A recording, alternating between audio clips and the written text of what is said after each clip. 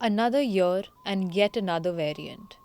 Governments, citizens, and scientists are treading with caution before revealing any new information about Omicron, a new variant of concern of the COVID 19 virus.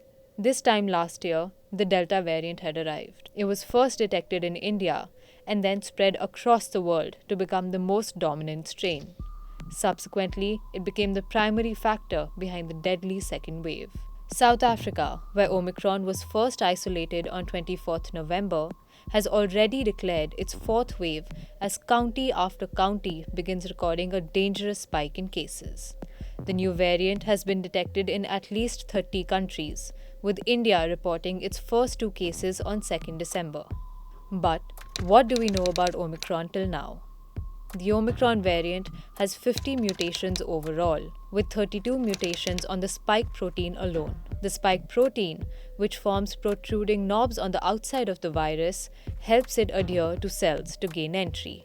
It is also the protein that all three vaccines currently available in the United States use to induce protective antibodies. In comparison, the Delta variant has 9 mutations.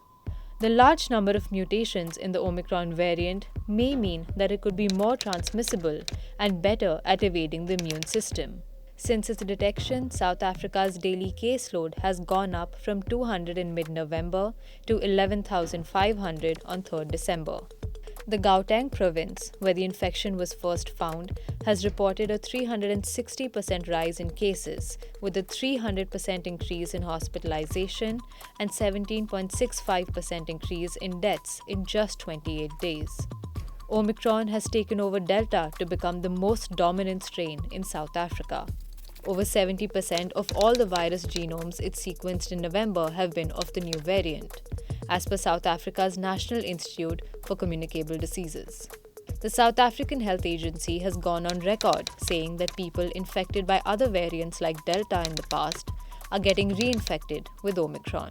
While its behavior and characteristics are yet to be clinically studied, initial reports reveal Omicron may have the ability to evade immunity developed either through natural infection or vaccination. However, work on variant-specific vaccines by leading manufacturers, including Pfizer and Moderna, is already underway. Debates surrounding the waning immunity concept have been gaining momentum over the past few weeks. Several studies yet to be peer-reviewed have shown a decline in antibodies after about 5 months of the second dose, thus causing breakthrough infections. Currently, our immunity is being tested through antibody tests. This metric remains slightly inaccurate because the body has other reserves to fight off an infection, the memory B and memory T cells. This part of our immune system is responsible for mustering a response against severe disease or death. A memory B cell produces antibodies, while a memory T cell destroys infected cells once activated.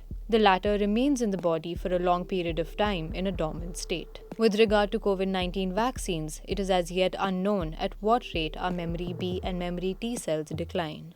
For instance, a vaccine for measles gives lifelong protection, while regular immunization is needed for protection against the influenza virus every season.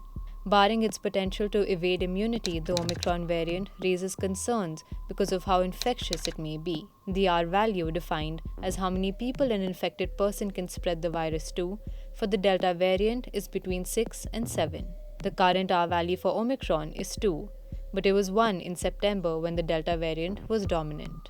An evolutionary biologist in Belgium was quoted as saying in the journal Nature, Omicron has the potential to spread much faster and infect vastly more people than Delta. It can infect 3 to 6 times as many people as Delta over the same time period, calling it a huge advantage for the virus.